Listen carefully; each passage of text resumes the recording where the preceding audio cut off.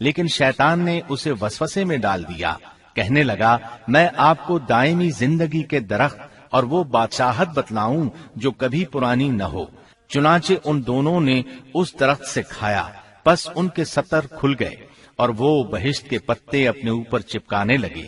آدم نے اپنے رب کی نافرمانی کی، پس بہک گیا۔ پھر اس کے رب نے نوازا، اس کی طرف توجہ فرمائی اور اس کی رہنمائی کی۔ حکم ہوا تم دونوں یہاں سے اتر جاؤ، تم آپس میں ایک دوسرے کے دشمن ہو۔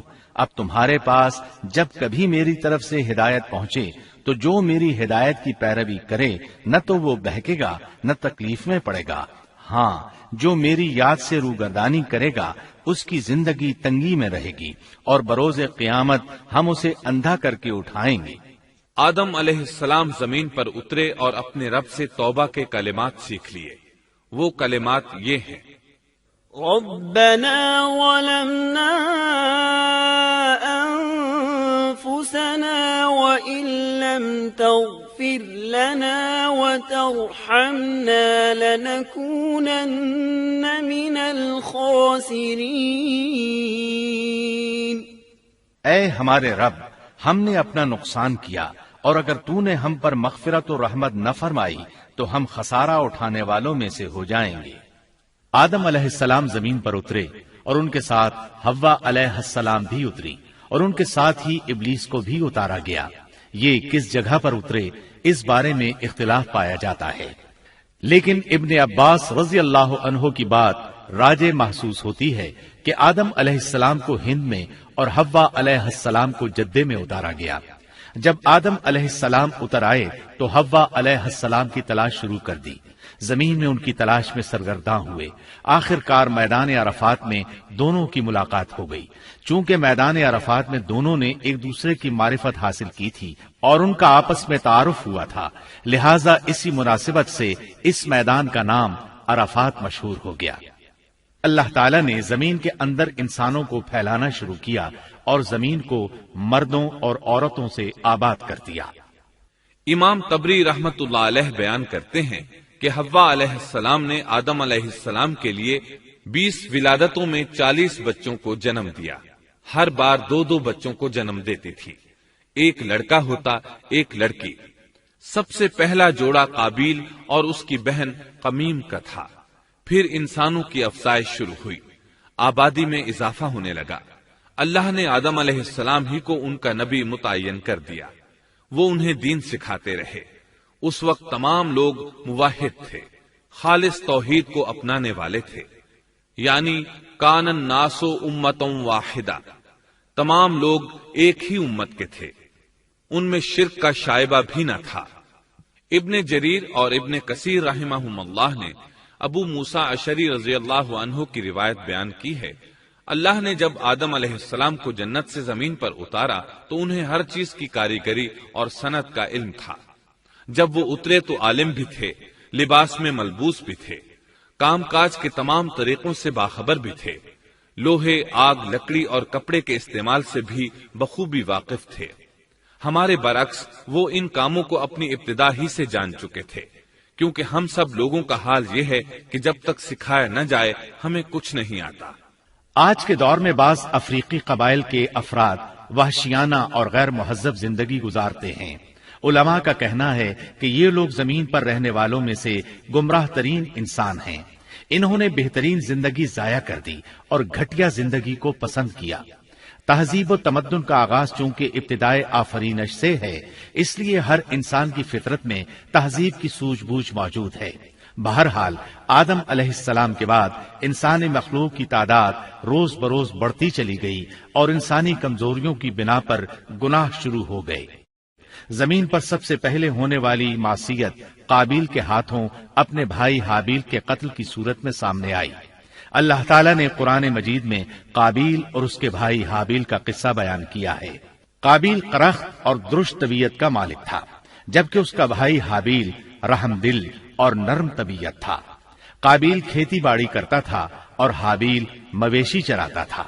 حابیل کے نرم دل ہونے کی ایک وجہ اس کا بکریاں چرانا تھا، کیونکہ ایک چرواہا اپنی بکری کو بھوکا دیکھ کر اسے چارہ کھلائے بغیر نہیں رہتا۔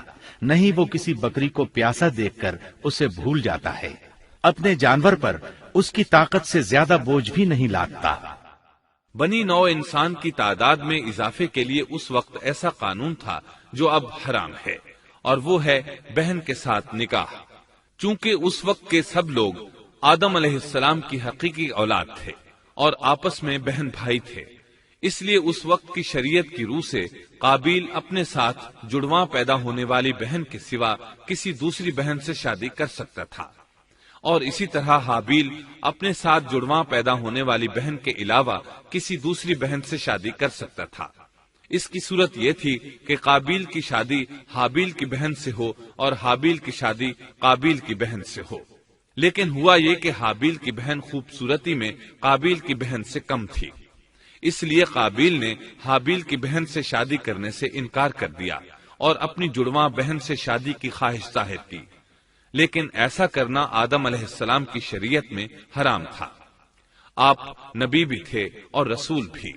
رسول اور نبی میں فرق یہ ہے کہ رسول پر شریعت اور احکام نازل ہوتے ہیں، لیکن نبی پر شریعت نازل نہیں ہوتی، البتہ اس کی طرف وحی نازل ہوتی ہے اور معجزات عطا کیے جاتے ہیں، جبکہ شریعت صرف رسولوں ہی پر نازل کی جاتی ہے۔ آدم علیہ السلام بھی چونکہ رسول تھے، اس لیے ان کی شریعت میں یہ قانون تھا کہ کوئی شخص اپنے ساتھ جڑواں پیدا ہونے والی بہن کے ساتھ شادی نہیں کر سکتا۔ قابیل اس شرعی حکم کی وجہ سے غضبناک ہو گیا، اس نے تعجب کا اظہار کرتے ہوئے اس قانون کو ماننے سے انکار کر دیا۔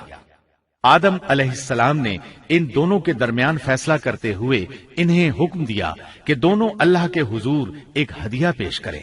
ہدیہ اس جانور کو کہتے ہیں جسے اللہ کے نام پر ذبح کر کے فقراء میں تقسیم کر دیا جائے۔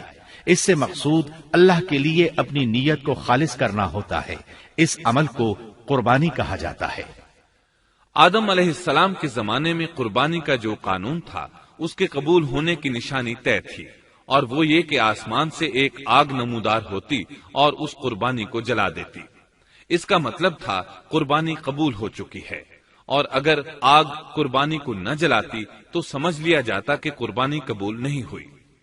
آخر قربانی کا دن آ پہنچا۔ حابیل نے اپنے مویشیوں میں سے ایک بہترین جانور لیا اور قربان گاہ میں لا کر اللہ کے حضور پیش کر دیا۔ دوسری طرف قابیل نے اپنی کھیتی کے غلے میں سے ردی قسم کا غلہ قربانی کے لیے پیش کیا۔ دوسرے دن دونوں قربان گاہ پہنچے تو انہوں نے دیکھا کہ حابیل کی قربانی قبول ہو چکی ہے، جبکہ قابیل کی قربانی کو آگ نے چھوا تک نہیں تھا۔ یہ دیکھ کر قابیل حابیل پر غضبناک ہوا۔ شیطان نے بھی اسے وسوسے میں مبتلا کیا کہ اپنے بھائی کو قتل کر دے۔ اس نے اپنے بھائی حابیل کو جان سے مار ڈالنے کا پختہ ارادہ کر لیا۔ اس وقت تک روئے زمین پر کوئی انسان قتل نہیں ہوا تھا۔ انسانی تاریخ میں یہ پہلا قتل ہے جس کا ارتکاب قابیل نے کیا۔ وہ اپنے بھائی حابیل کے پاس گیا اور اس سے بولا، میں تجھے قتل کر دوں گا۔ جواب میں حابیل نے کہا، اگر تو مجھے قتل کرنے کی کوشش کرے گا تو میں اپنے دفاع میں ہاتھ نہیں اٹھاؤں گا، اس لیے کہ میں چاہتا ہوں تو اپنے دیگر گناہوں کے ساتھ میرے قتل کا گناہ بھی اٹھا لے، تیرے گناہ زیادہ ہو جائیں۔ چنانچہ ایک تاریک رات میں حابیل سویا ہوا تھا کہ قابیل ایک بڑا سا پتھر اٹھا کر اس کے پاس آیا۔ اس نے وہ پتھر اپنے بھائی کے سر پر دے مارا۔ اس طرح اس نے حابیل کو قتل کر دیا، روئے زمین پر قتل کی ابتدا کر دی، زمین کو پہلے خون سے رنگ دیا۔ تاریخ انسانی میں یہ سب سے پہلا جرم تھا جو قابیل کے ہاتھوں ہوا۔ قتل تو وہ کر بیٹھا، اب حیران اور پریشان ہوا کہ اس کی لاش کا کیا کرے۔ اس وقت تک نسل انسانی موت سے بھی دوچار نہیں ہوئی تھی۔ آدم علیہ السلام کی اولاد میں سے اس وقت تک کوئی فوت نہیں ہوا تھا، اس لیے قابیل کو معلوم نہیں تھا کہ مردے کے ساتھ کیا کیا جائے۔ اسی کشمکش کے عالم میں اس نے بھائی کی لاش کو کمر پر اٹھا لیا اور چل پڑا۔ چلا جا رہا تھا کہ اللہ نے 2 کوے بھیجے۔ دونوں کوے آپس میں لڑ پڑے، ایک نے دوسرے کو ہلاک کر دیا۔ اب زندہ کوا مٹی کھودنے لگا۔ اس طرح اس نے ایک گڑھا تیار کر لیا، مردہ کوے کو اس میں رکھا اور اوپر مٹی ڈال دی۔ اس طرح قابیل کو دفن کا طریقہ معلوم ہوا۔ اس نے بھی گڑھا کھودا اور حابیل کی لاش کو اس میں دبا دیا۔ وہ اپنے کیے پر نادم ضرور تھا، لیکن اس نے اللہ سے معافی نہ مانگی۔ جبکہ انسان کے لیے ضروری ہے کہ اس سے کوئی گناہ ہو جائے تو اللہ سے معافی مانگے۔ قابیل اور حابیل کے درمیان جو مکالمہ ہوا، اللہ تعالیٰ نے اس کا ذکر سورہ مائدہ آیت 27 تا 29 میں کیا ہے۔ اللہ فرماتے ہیں، آدم علیہ السلام کے دونوں بیٹوں کا کھرا کھرا حال بھی انہیں سنا دو۔ ان دونوں نے ایک نذرانہ پیش کیا، ان میں سے ایک کی نذر تو قبول ہو گئی اور دوسرے کی قبول نہ ہوئی، تو وہ کہنے لگا میں تجھے مار ہی ڈالوں گا۔ اس نے کہا اللہ تقوی والوں ہی کا عمل قبول کرتا ہے، گو تو میرے قتل کے لیے دسترازی کرے، لیکن میں تیرے قتل کے لیے ہرگز اپنا ہاتھ نہیں بڑھاؤں گا۔ میں تو اللہ تعالی پروردگار عالم سے خوف کھاتا ہوں، میں تو چاہتا ہوں کہ تو میرا گناہ اور اپنا گناہ اپنے سر پر رکھ لے اور دوزخیوں میں شامل ہو جائے، ظالموں کا یہی بدلہ ہے۔ اس کا مطلب یہ تھا کہ تیرے اور گناہوں کے ساتھ میرے قتل کا گناہ بھی تیرے ذمہ لگے اور تو ظالموں میں سے ہو جائے۔ حابیل کے قتل کے بعد قابیل پر جو گزری اس کا ذکر اللہ نے سورہ مائدہ آیت 30 اور 31 میں کیا ہے۔ پس اسے اس کے نفس نے اپنے بھائی کے قتل پر آمادہ کر دیا اور اس نے اسے قتل کر ڈالا، اس سے وہ نقصان والوں میں سے ہو گیا۔ پھر اللہ تعالیٰ نے ایک کوے کو بھیجا جو زمین کھود رہا تھا تاکہ اسے دکھائے کہ وہ کس طرح اپنے بھائی کی ناش کو چھپا سکتا ہے۔ وہ کہنے لگا ہائے افسوس، کیا میں ایسا کرنے سے بھی گیا گزرا ہو گیا کہ اس کوے کی طرح اپنے بھائی کی لاش کو دفنا دیتا۔ پھر تو بڑا ہی پشیمان اور شرمندہ ہوا۔ امام احمد، ترمذی اور ابو داود نے سیدنا سعد بن ابی وقاص رضی اللہ عنہ سے روایت کی ہے کہ انہوں نے سیدنا عثمان رضی اللہ عنہ کی شہادت کے فتنے کے وقت فرمایا، میں گواہی دیتا ہوں کہ رسول اکرم صلی اللہ علیہ وسلم نے فرمایا تھا ایک بہت بڑا فتنہ رونما ہوگا، اس میں بیٹھنے والا کھڑے ہونے والے سے بہتر ہوگا اور کھڑا ہونے والا چلنے والے سے بہتر ہوگا اور چلنے والا دوڑنے والے سے بہتر ہوگا۔ کسی نے کہا اگر کوئی میرے گھر میں داخل ہو کر میری طرف ہاتھ بڑھائے تاکہ وہ مجھے قتل کر دے تو آپ صلی اللہ علیہ وسلم نے فرمایا تو آدم علیہ السلام کے بیٹے کی طرح قتل ہو جا، یعنی اس فتنے میں قتل ہو جانا، حابیل کی سنت پر عمل کرتے ہوئے خود ہاتھ نہ اٹھانا، قاتل کہلانے کی بجائے مقتول ہونے کو پسند کرنا۔ اسی طرح مسند احمد کی ایک روایت میں ہے رسول اللہ صلی اللہ علیہ وسلم نے فرمایا دنیا میں جب بھی کوئی ظلم سے قتل ہوتا ہے تو اس کا گناہ آدم علیہ السلام کے پہلے بیٹے قابیل کی گردن پر ضرور ہوتا ہے، اس لیے کہ وہ پہلا شخص ہے جس نے ظالمانہ قتل کی ابتدا کی اور یہ ناپاک طریقہ جاری کیا۔ اس حدیث سے اس جرم کی نوعیت کا بخوبی اندازہ ہوتا ہے کہ اللہ تعالیٰ نے اس کو صرف ایک قتل قرار نہیں دیا بلکہ اس کو ایک گھناؤنی حرکت قرار دیا۔ قیامت تک آنے والے لوگ جو اس گناہ کے مرتکب ہوں گے ان کا کچھ گناہ قابیل کے حساب میں ڈالا جائے گا۔ حابیل کو قتل کرنے کے بعد قابیل نے اپنی بیوی کو ساتھ لیا اور دور دراز نرم زمین کے پاس جا کر رہائش پذیر ہو گیا اور آدم علیہ السلام کے سامنے تک نہ ہوا۔